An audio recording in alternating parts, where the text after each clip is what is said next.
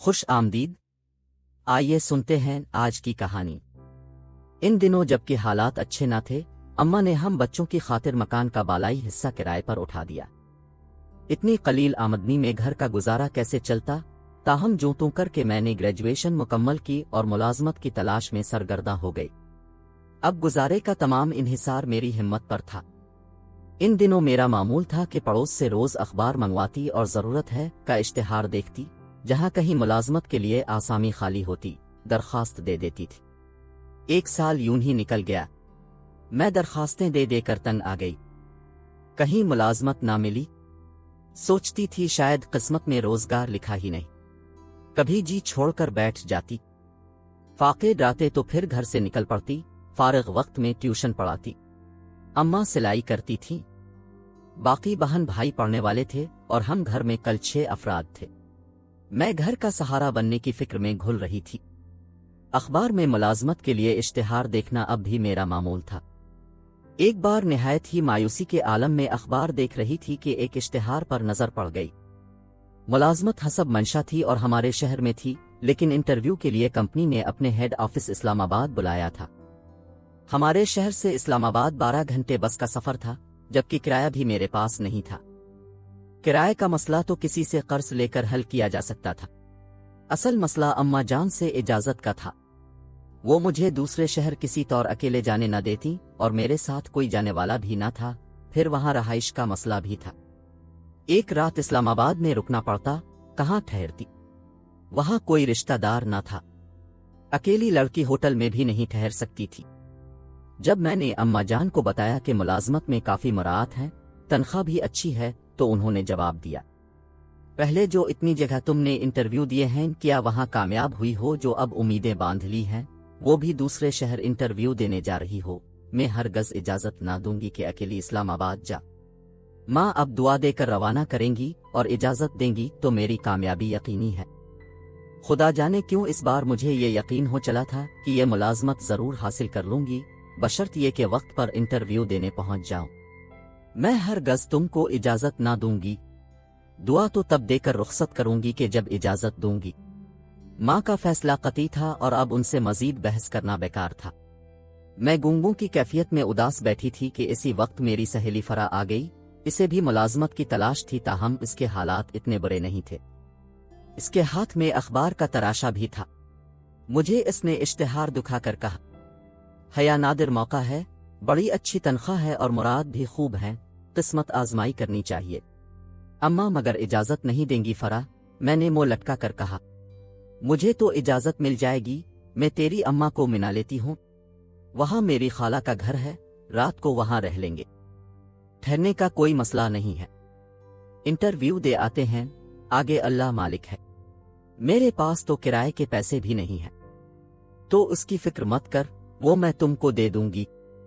اس نے ڈھارس بندھائی تو مجھ کو امید کی کرن دکھائی دینے لگی۔ میں نے حامی بھری تو وہ میری والدہ کے پاس پہنچی۔ آئی نے فرا کو بھی انکار کر دیا کیونکہ میری ماں ذرا سخت قسم کی خاتون تھیں۔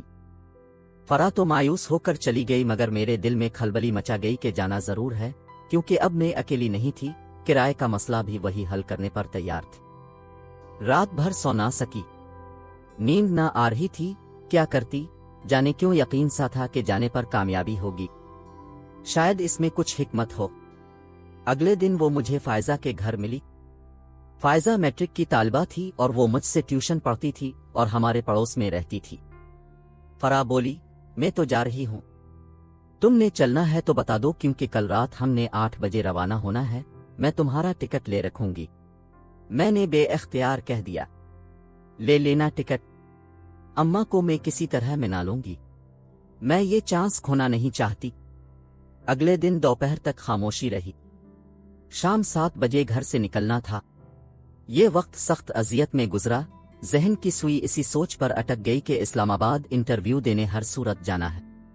6 بجے قلم کاغذ اٹھایا اور کچھ سمجھ میں نہ آیا، ایک رقعہ اماں کے نام لکھا۔ پیاری اماں، مجھے یقین ہے کہ یہ نوکری مجھے مل جائے گی، اچھی تنخواہ، گھر کے کرایہ، پک اینڈ ڈراپ، غیر ملکی ایجنسی ہے، ان کے پاس بے حساب فنڈز ہوتے ہیں، فلاح و بہبود کے کام کرنے والوں کا پروجیکٹ ہے، مراعات بھی زیادہ ہیں، خدارا ناراض نہ ہو، نہ بلکہ مجھے دعائیں دینا۔ فرا بھی میرے ساتھ جا رہی ہے، ہمارے علاقے سے ان کو 4 لیڈی ورکرز کی ضرورت ہے، میں اکیلی نہیں ہوں، فکر نہ کرنا، پرسوں واپس آ جاؤں گی، آپ کی بیٹی حیا۔ فرا کے گھر پہنچ کر میں نے یہ رقعہ اس کے بھائی کو دیا اور اس سے کہا کہ جب بس پنڈی کے لیے روانہ ہو جائے تو تم یہ رقعہ میری والدہ کو دے دینا۔ بے شک میں اماں کی اجازت کے بغیر روانہ ہو رہی ہوں، اماں ناراض بھی ہوں گی، مگر مجھے پتا تھا کہ ایک نیک مقصد سے جا رہی ہوں، جب انٹرویو دے کر آ جاؤں گی تو ماں گلے سے لگا ہی لے گی۔ 7 بجے ہم کو بس کے اڈے جانا تھا، فرا نے میرا اور اپنا ٹکٹ پہلے سے منگوا لیا تھا۔ ہم ٹھیک ٹائم پر گھر سے نکلے اور لاری اڈے پہنچے، فرا کا بھائی ہم کو چھوڑنے آیا تھا۔ میں نے اماں سے صرف فرا کے گھر جانے کی اجازت لی تھی، لہذا ایک کپڑوں کا جوڑا تک ساتھ نہ لیا تھا، سوچا اپنی سہیلی سے ایک جوڑا مانگ لوں گی، اگر بیگ تیار کرتی تو والدہ ضرور سوال کرتی کہ فرا کے گھر یہ بیگ کیوں لے جا رہی ہو۔ ہم بس میں سوار ہو گئے، جو ہی بس چلنے لگی اسی وقت میری سہیلی کا دوسرا بھائی دوڑا ہوا آیا اور کہنے لگا، باجی فرا گھر چلی، ابا جان کی طبیعت اچانک خراب ہو گئی ہے، ان کو اسپتال لے گئے ہیں۔ وہ گھبرا کر سیٹ سے اٹھ کھڑی ہوئی، کہنے لگی تم اکیلی ہی چلی جا، یہ لو ٹکٹ اور یہ پتہ ہے میری خالہ کے گھر کا، میں ابھی ان کو فون کر دیتی ہوں، تم کو وہاں کوئی تکلیف نہ ہوگی، ان کے گھر کو اپنا گھر سمجھنا۔ فرا میں اکیلی نہیں جاؤں گی یہ کہہ کر بس سے اترنے لگی۔ اس نے تبھی مجھ کو ڈانٹ دیا، کہا بے وقوف تم جاؤ، رات میں اکیلی بس میں مر نہیں جاؤ گی، بس مسافروں سے بھری ہوئی ہے، سبھی اسلام آباد اتریں گے اور یہ سب ہمارے ہی شہر کے لوگ ہیں۔ صبح 7 بجے لاری سے اترتے ہی اس نمبر پر فون کرنا اور خالہ تم کو پتہ سمجھا دیں گی اور وہ خود تم کو لینے آ جائیں گی۔ غرض فرا نے اس قدر تسلی دی کہ میں مجبور ہو گئی۔ اس نے مجھے ٹکٹ کے علاوہ کاغذ کے پرزے پر پتہ بھی لکھ کر دیا جو بقول اس کی خالہ کا تھا۔ جلدی میں یہ غلطی ضرور ہوئی کہ میں نے اس سے سفر خرچ کے لیے رقم نہیں لی، البتہ میرے پاس 300 روپے تھے، جبکہ واپسی کا ٹکٹ بھی لینا تھا۔ فرا لاری سے اتر کر گھر چلی گئی اور لاری ہمارے شہر سے پنڈی کے لیے روانہ ہو گئی، جہاں ہم کو فیض آباد اترنا تھا۔ جو خط اماں کے نام میں نے لکھا تھا وہ ان کو مل گیا، اماں سوائے صبر کیا کر سکتی تھی۔ فرا نے خود جا کر ان کو تسلی دی کہ میں نے اسلام آباد والی اپنی خالہ کو فون کر دیا ہے، بس کا نمبر بھی لکھوا دیا ہے، اس کو کوئی پریشانی نہ ہوگی۔ اب حال سنیے میرا کیا ہوا اور خدا کو کیا منظور تھا۔ مسافر بس میں تمام رات جاگتی رہی۔ صبح 7 بجے ہم منزل مقصود پر پہنچے۔ لاری اڈے اتر کر میں نے لیڈیز باتھ جا کر ہاتھ منہ دھویا اور اپنا حلیہ درست کیا۔ رات بھر سفر کی بے آرامی نے سونے نہ دیا اور اب بے خوابی سے آنکھوں کے گرد حلقے نمودار ہو چکے تھے۔ بہرحال منہ پر پانی کے چھینٹے مارے اور سوچا کہ یہیں اڈے پر ہی چائے کی پیالی پی لوں تو اخبار میں دیے ہوئے پتے پر وہ دفتر تلاش کروں گی جس میں آج دوپہر 2 بجے مجھے انٹرویو کے لیے جانا تھا۔ جب چائے پی کر پیسے دینے کو پرس کھولا تبھی حیرت کی انتہا نہ رہی کہ پرس میں سے وہ 300 روپے اور فرا کی خالہ کے گھر کے پتے والا پرزہ غائب تھا۔ یہ رقم اسی پرزے میں لپیٹ کر فرا نے مجھے واپسی کی ٹکٹ کے لیے دی تھی۔ خدا جانے یہ رقم کب اور کس نے دوران سفر نکال لی تھی۔ رات کے کسی پہر ذرا دیر کو میری آنکھ لگ گئی، شاید یہ میرے برابر والی نشست پر بیٹھی کسی عورت کی کارستانی ہو۔ چلتی بس میں نیند کی جھپکیاں تو آتی ہی ہیں۔ اب تو میرے پاس اتنے پیسے بھی نہ تھے کہ میں کہیں فون کروں۔ میں اب لاری اڈے پر کھڑی کشمکش میں گرفتار تھی۔ پرس میں 2-4 سکے پڑے تھے، چائے والے کو دیے اور اب خالی جیب رکشہ پر کیسے اسلام آباد پہنچوں اور انٹرویو کے لیے دفتر ڈھونڈوں۔ میں نے انٹرویو کا ارادہ ترک کر دیا، یہی فکر کہ واپس اپنے شہر جاؤں تو کیسے، بغیر ٹکٹ بس میں چڑھوں۔ کچھ دیر تک اڈے پر کھڑی یہی سوچتی رہ گئی۔ اچانک محسوس ہوا کہ اڈے پر کھڑے کچھ ہوباش لوگوں کی نگاہوں نے میری پریشانی کو محسوس کر لیا ہے۔ عافیت اسی میں جانی کہ فوراً اس لاری میں سوار ہو جاؤں جو اس وقت میرے شہر کی طرف جانے کو تیار کھڑی ہے۔ میں نے اپنا خالی پرس سنبھالا، بس میں سوار ہو گئی اور ایک عورت کے برابر والی خالی نشست پر بیٹھ گئی۔ اب دل دھک دھک کر رہا تھا، اپنی بے عزتی کے خیال سے پسینہ آ رہا تھا۔ اچانک کنڈکٹر نے مسافروں کے ٹکٹ چیک کرنے شروع کر دیے۔ جب وہ میرے پاس آیا मैं बुर्का में कांप रही थी, पसीने से शराबोर थी। उसने टिकट मांगा, मैं चुप रही। वो समझा मैं पर्स से टिकट निकाल रही हूं, आगे वाली सीटों की तरफ चला गया। पिछली सीटों से होकर वो फिर मेरी जानिब पलटा। बीबी टिकट दुखो। मैं चुप रही। उसने दोबारा यही जुमला दोहराया। मैंने चुप साध ली थी। ये सवारी तो बहरी है, शायद या फिर गूंगी है। मुसाफिर चुप थे। अब मेरा चुप रहना मुमकिन ना रहा। भाई, मैंने टिकट नहीं लिया, किसी ने मेरे पर्स से पैसे निकाल लिए हैं। पैसे नहीं थे तो बस में चढ़ी क्यों? उस्ताद जी, उसने ड्राइवर को पुकारा, बस रोको, इस लेडी को उतारना है। ड्राइवर ने बस रोक दी। बीबी टिकट बनवाओ आ फिर उतर जा। आंसू बुर्का के अंदर मेरे निकाब को भिगोने लगे। मैं आपको टिकट के पैसे अपने शहर पहुंच कर दे दूंगी, मैंने इल्तिजा की। तमाम मुसाफिर मेरी जानिब मुतवज्जे हो गए और ड्राइवर के रहा था, अब तुम शहर कहाँ जाओगी?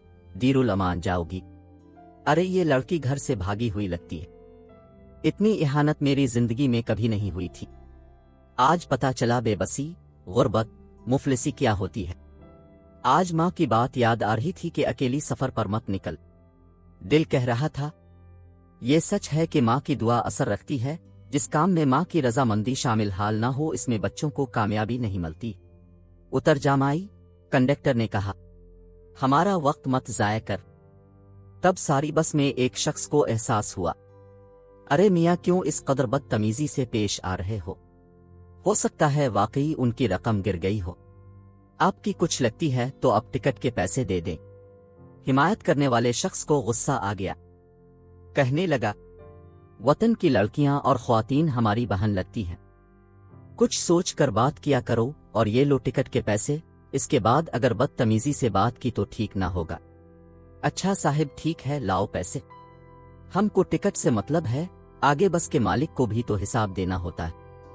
रकम मिलते ही कंडक्टर की जबान बंद हो गई और बस चल पड़ी। मेरे चेहरे पर निकाब था, आंखों से इस शख्स के लिए शुक्रगुजारी के आंसू गिर रहे थे जो आगे बैठा था, और मैं उसकी सूरत भी नहीं देख सकती थी।